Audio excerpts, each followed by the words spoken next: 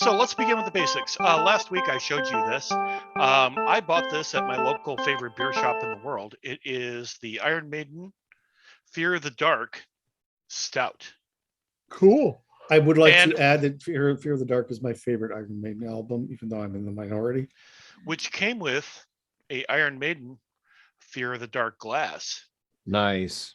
which I am now going to fill with my Iron Maiden. Sorry, I'm trying to make sense of Nowhere where I near am. the camera. Nowhere near the camera, Dave. Yep. Nowhere near the My camera. Iron Maiden Fear of the Dark Stout. So we're Nice. going to try this and see how it works. Okay, first off, let's.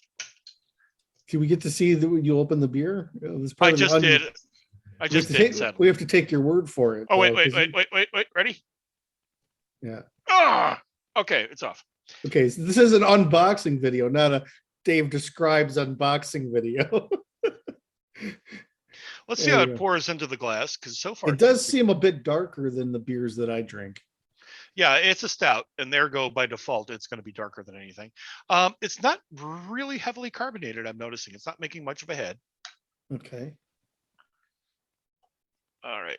So Now, I wonder if it tastes better in this glass. I should probably buy another one to find out. So is this a beer licensed by Iron Man or a beer actually created by Iron Man?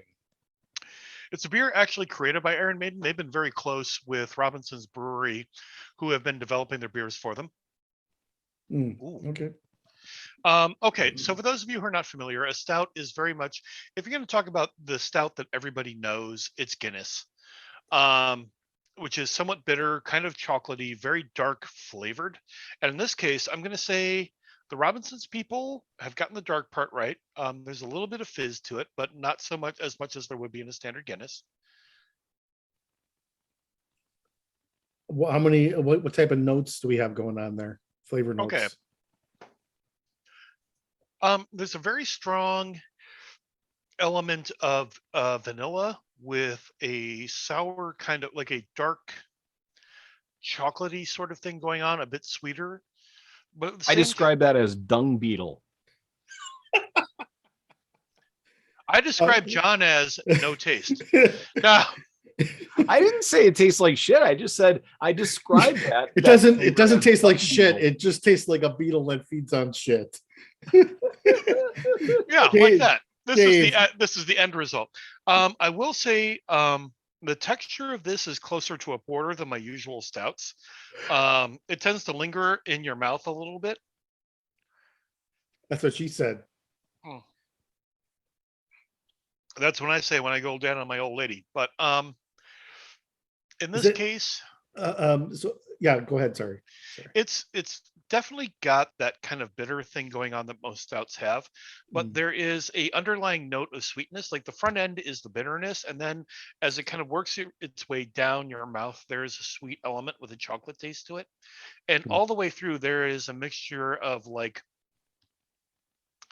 I want to say citrus notes mixed with vanilla as a thing. So if you're going to talk about the overall things, the front end is bitter with vanilla and citrus. The citrus and vanilla carry through, and then at the tail end you get this dark chocolate feel to it. So you have dark chocolate and vanilla sort of having a back and forth there. Yeah, kind of a debate going on there. Having a sword fight in your mouth. Oh yes. Who's winning?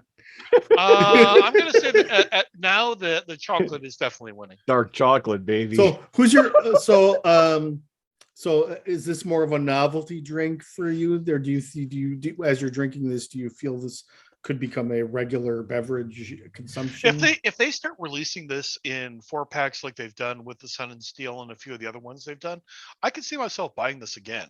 Like, so far, I have bought pretty much every Iron Maiden beer that's come out, and every last one of them has been quality. Is this a special? So is this a specialty beer for them, or is this something that they regularly put out? I think what happens is that every time they put out a beer, they do a special release with these particular cans and bottles. And then I start finding 4-packs of their beers being put out in specialty shops. Okay. Did you have to special order this, or was it actually at the place? It was actually at the place. There are probably about 8 different, or I shouldn't say different, but 8 cans, much like this one, sitting on top of, because the place that I go to tends to put their specialty beer, their gift packs and such on top of a particular rack. So, oh, I'm sorry. I'm very low. I'm very lowbrow, and I think it looks good to have a Jack Daniel's bottle next to my Yoda in my room. Oh yeah. Most people say, yeah, after the bottle is empty, it's you don't put it on display. What are you, some kind of loser? But I do. So do you feel yourself? I mean, I almost feel like with an Iron Maiden. I do that. I do that with some of the ones that friends of mine give me that I know are really amazing. Yeah. So this is the Nika whiskey from a barrel one. So sorry, continue. Do you feel that this Iron Maiden bottle? I almost feel like it's designed to be displayed even after you're done with it. Oh, trust me, it's going up on top of what I think of as the greatest hits here on my. I've got a collection of bottles on my desk from things. Like, for example, sometimes you see something and you've got an impulse buy, and when you name your whiskey Colcock, I'm buying it. We're all Iron Maiden fans to varying degrees, right? I mean, Dave, John, I've seen you in a shirt. Yeah, I've seen Maiden live 5 times. So I'm a fan. I saw them once with the replacement singer when Bruce was out of commission for a while. Oh, and they still were really good. I enjoyed it a lot. Well, at their core, Maiden is just a great fucking band. I mean, Bruce is definitely the icing on that cake, but you can't take anything away from them as a musical actual entity. Yeah.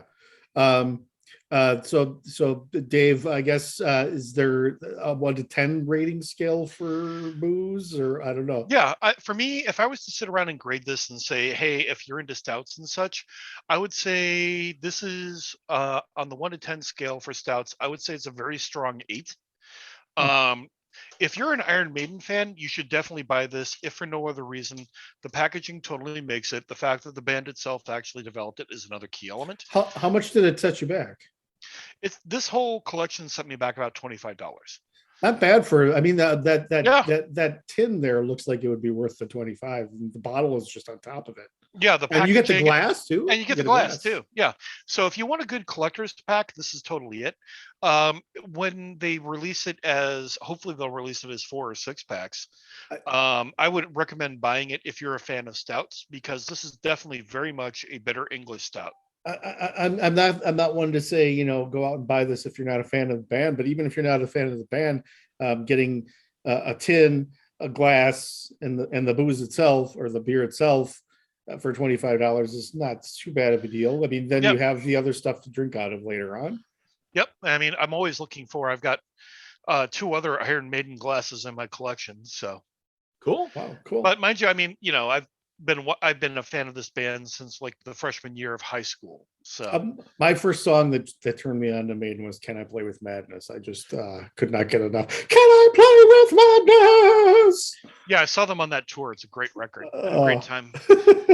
To me, and now we know why Bruce Dickinson is the lead singer of Iron Maiden and not Daniel Carlson. Yeah, because somehow he manages to hold that voice together. I have no idea how he does it. But okay, so as far as, and again, this is definitely for me, taste test. If you have the opportunity and you like dark beers, this is definitely a win. I would say press play on Iron Maiden Fear the Dark Stout. I'm not a huge dark beer fan. I can handle Guinness. Or how does it compare to like a Guinness?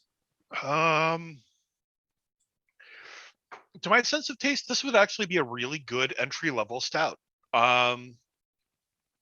It has enough familiar notes for anybody who is a standard American beer drinker to sit there and go, this seems familiar. It's not as overpowering. Like the first time everybody drinks Guinness, they have this look on their face like, Jesus, I've been poisoned. And then you get used to the taste. Here, you could sit here and drink it like a standard American beer. And I mean, I'm working my way through this pretty quick. John, I feel like John could handle it. John's eating buffalo just randomly, Yeah, but for me, I put a lot of things in my mouth.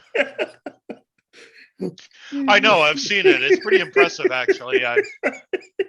I wasn't going to bring it up, but now that he has, I figure I might as well just kind of say, yeah, he has. I mean,